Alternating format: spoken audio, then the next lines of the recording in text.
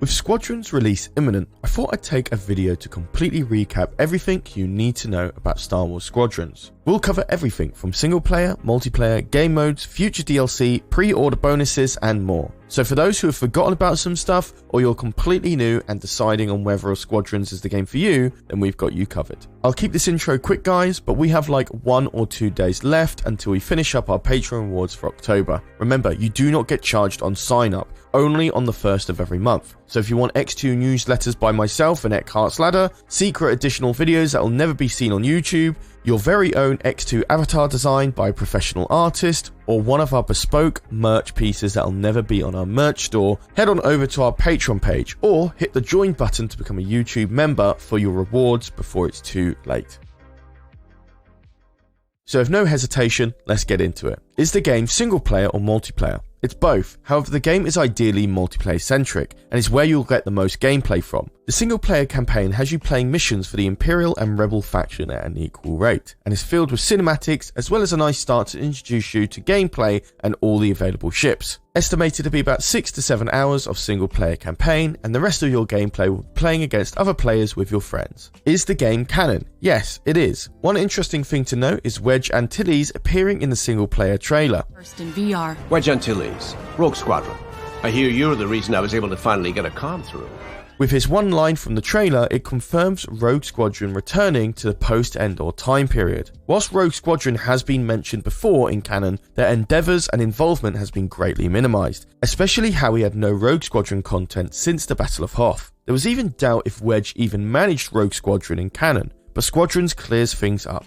Do I get any pre-order bonuses with Squadrons? Yes, you do. Pre-ordering before the 2nd of October gets you numerous helmet and ship cosmetics, including the New Republic Recruit series of designs which sports a saturated bright blue paint job, the Imperial Ace series of designs which has a black and yellow striped thematic, the New Republic Bar Shah Hunter X-Wing skin, and the Imperial Var Shah Survival TIE Interceptor skin, seen in the CG animation Hunted in Star Wars Squadrons, which was released a few weeks ago. This is for both Steam and Epic Games, but you will get an X-Wing glider in Fortnite if you pre-order via Epic Games. Can my computer run Squadrons? The minimum requirements for this game is an Intel i5 6th Gen, 8GB of RAM and a GTX 660 and above. For those of you running laptops without a graphics card, my rough guess is that you'll need an Intel HD Graphics 5000 or above to barely make the game playable in the 28 to 30 FPS range on 27p graphics. If you're unsure what graphics card or Intel graphics you're running, then click the start button, search DXDIAG, hit enter, click the display tab, and it'll tell you what you're running. Can my computer run Squadrons in VR? Yes, it can run VR. The minimum requirements for running in VR, however, is the Intel i7 7th Gen, 16GB of RAM, and a GTX 1070. However,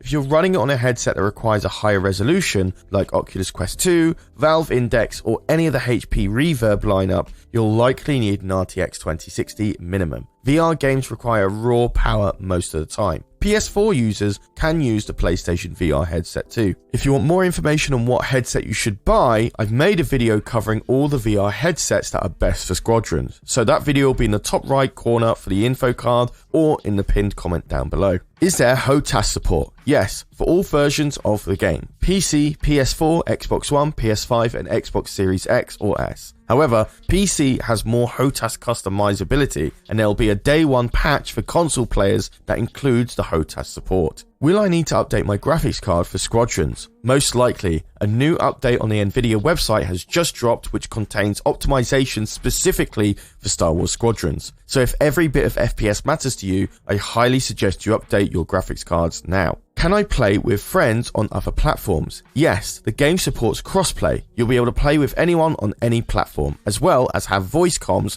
over all platforms via friends lists. We're unsure how this will impact playing ranked games as there's not that much information. However, there will not be cross progression, meaning you'll not be able to transfer your account from PC to PS4 for example. Same with PS4 to Xbox One either. However, you will be able to transfer your data over to the next generation of consoles, so from PS4 to PS5 and Xbox One to Xbox One Series X and so on. Will there be any microtransactions? No, all cosmetics are earned by playing the game, leveling up, completing daily missions, and completing each season of Ranked. All cosmetics are brought by using glory points, which is earned all through what I mentioned earlier. Nothing can be purchased with real money. Will there be any DLC after the game's launch? No, apart from balance changes, bug fixes, and general quality of life updates. However, in various interviews, the developers have stated that DLC and further content could be on the table, providing how well the game sells. How do I earn glory and progress through the game? To clarify, most all cosmetics are purchased with glory, an in-game currency that can only be earned by playing the game. You'll get more by leveling up, completing challenges, and participating in ranked gameplay. Requisition is another in-game currency or progress that allows you to unlock ship components to change up your gameplay style. It is only earned by leveling up. Upon hitting level 40, you'll have unlocked all ship components. Only glory is earned after level 40. What ships can I use in the game? Both the Empire and Rebels have 4 ship classes. All 4 ship classes are as follows: Fighter, Bomber, Interceptor, and Support. The X-Wing and the TIE Fighter are the fighters, the Y-Wing and the TIE Bomber are the bombers, the A-Wing and the TIE Interceptor are the interceptors, and finally the U-Wing and the TIE Reaper are the support classes. You can swap ships mid-game by flying into your capital ship's hangar bay. Can I create my own private rooms for 1v1s against friends, or just to learn the maps? No, most likely associated with LV18 server strain. However, this doesn't mean it's impossible to get. When the player base is leveled out and calmed down, we may get information from there. What types of gameplay styles can I achieve with the components feature?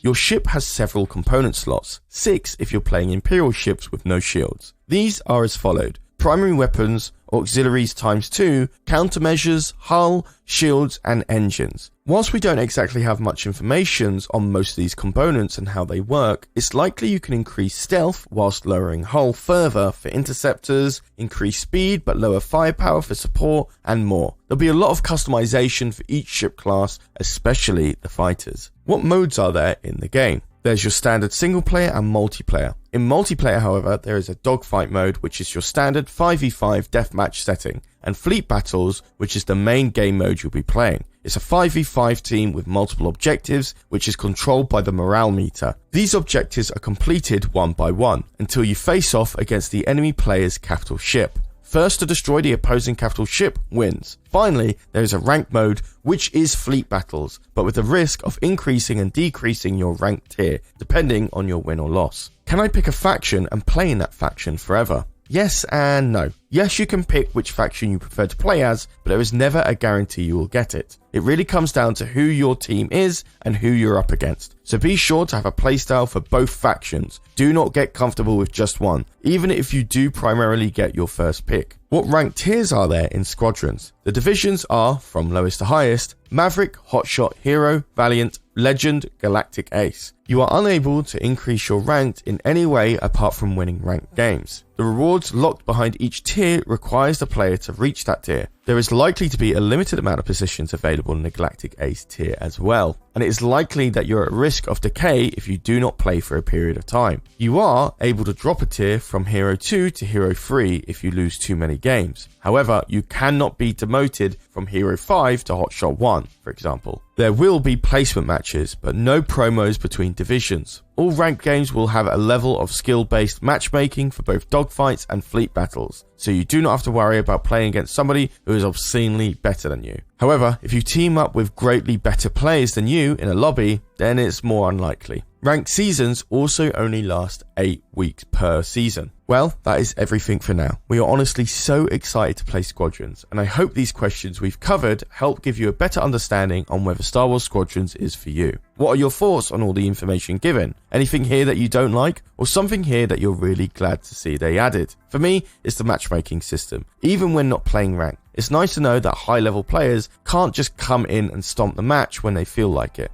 And finally, guys, we are so close to finishing our Patreon rewards for October, so if you want all of those rewards I mentioned earlier, hit that link to the Patreon page or that join button if you want to become a YouTube member. All the support goes an insanely long way. But other than that, my name is Charlie, you've been watching EcksToo, and I'll see you in the next video. Take care.